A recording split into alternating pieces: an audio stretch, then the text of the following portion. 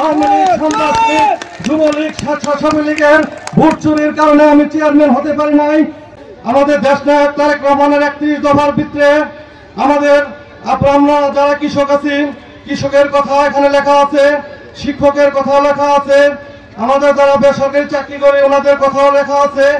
সর্বোপরি আমাদের দেশনায়ক তারেক রহমানের নেতৃত্বে আগামী বাংলাদেশ গড়ার প্রত্যয়নে আমরা নকলা উপজেলা বিএনপি ইঞ্জিনিয়ার ফাহিম চৌধুরী হাতকে শক্তিশালী করার লক্ষ্যে দৃঢ় বিশ্বাস নিয়ে কাজ করে যাচ্ছি। সংগ্রামী নেতৃবৃন্দ, আপনারা হয়তো জানেন 2016 সালে ইঞ্জিনিয়ার ফাহিম চৌধুরী আমাকে ভালোবেসে এবং বিশ্বাস করে ধানের শীষের প্রতীক তুলে দিয়েছিল। আমি 6 নং পাটাকাটা ইউনিয়ন বিএনপি থেকে ধানের শীষ নিয়ে নির্বাচন করেছিলাম। কিন্তু দুর্ভাগ্যের বিষয়, আওয়ামী লীগ, সন্ত্রাসলীগ, যুবলীগ, স্বেচ্ছাসেবী লীগের ভোট চুরির কারণে আমি চেয়ারম্যান হতে পারি নাই। সংগ্রামী নেতৃবৃন্দ, আমি ইঞ্জিনিয়ার ফাহিম চৌধুরী সবকে বলতে চাই, উনি 2018 সালে নির্বাচন করেছেন ধানের শীষ নিয়ে।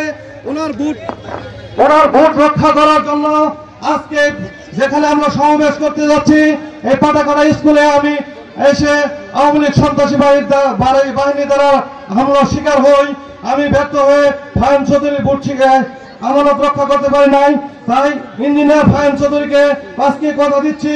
সংগ্রামী নেতৃবৃন্দ, আজকে যে দেশের প্রেক্ষাপট, গত 5 আগস্টের পরে ছাত্র বিপ্লবের মাধ্যমে আমরা দেশের নতুন স্বাধীনতা পেয়েছি। স্বাধীনতার পরে এই বাংলার মাটিতে আওয়ামী লীগের কোনো জায়গা হবে না, হবে না, হবে না। সংগ্রামী নেতৃবৃন্দ, আমরা বিএনপি একটি শান্তিপ্রিয় দল, আমরা সুশৃঙ্খল দল। আমরা যারা দুঃসময়ে রাজনীতি করেছি, আমরা মামলা হামলা শিকার হয়েছি।